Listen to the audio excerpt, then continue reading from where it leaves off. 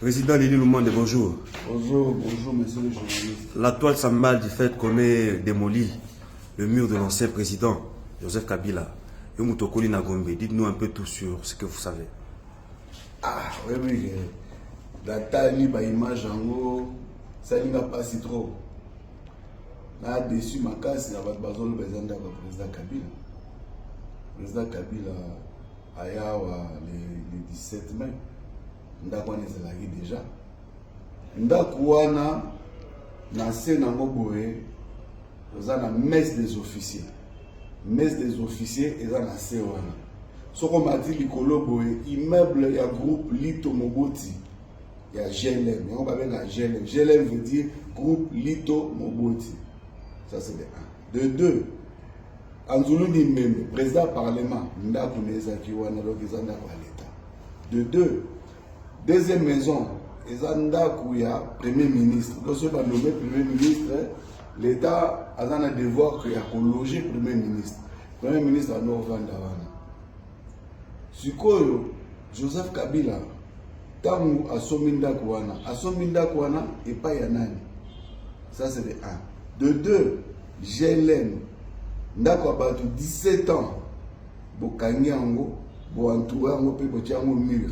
17 ans, vous avez fait la loyauté, vous sommez en mopété parce que vous avez des familles, vous avez des familles, vous avez des familles, vous avez des familles, vous avez revendiqué, vous avez RFI que pasteur Mungalo a promis de foutre la famille, même pas $1. Pendant 17 ans, vous privez la famille, le pan n'a pas droit de revendiquer le pan n'a pas.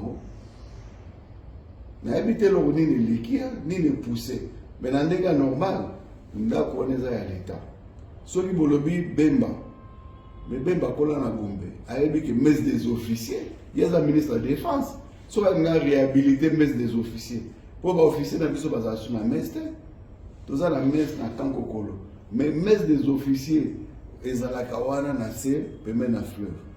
De 3, Bala moko ezawana eleka et ya injonction directement na balopango ezaki na se kuna ya badamso au mati wo biso to ke sakana kuna te to bana mike to ke sakana kuna balabala mozaki wana eyeti ko rejoindre balabala ya clinique nga mwana Gombe na lobi na pesi bino 4 arguments bo défendre bo longola pour et parler na été sera payé quand on payer pas nan alors bon va beaucoup parler va provoquer président a provoqué natinani personne au-dessus de la loi, personne même Félix n'est pas au-dessus de la loi sera payé par les aïétés on va coller mon collaborateur mais pour l'instant Bembaza peut-être n'a besoin de mettre des officiers à réflexionner. Bali Toupé, on a besoin d'un immeuble na bango. Ils ont un immeuble na bango. Et puis, vous foutez à bango à loyer. Pendant 17 ans, vous vendez wana, vous foutez à bango na bango.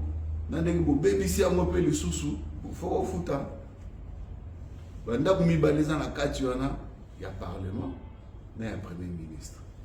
Bon, ceux qui sont dans l'État, va désaffecter. Bimsa Mikanda. Abou Pierre. Merci.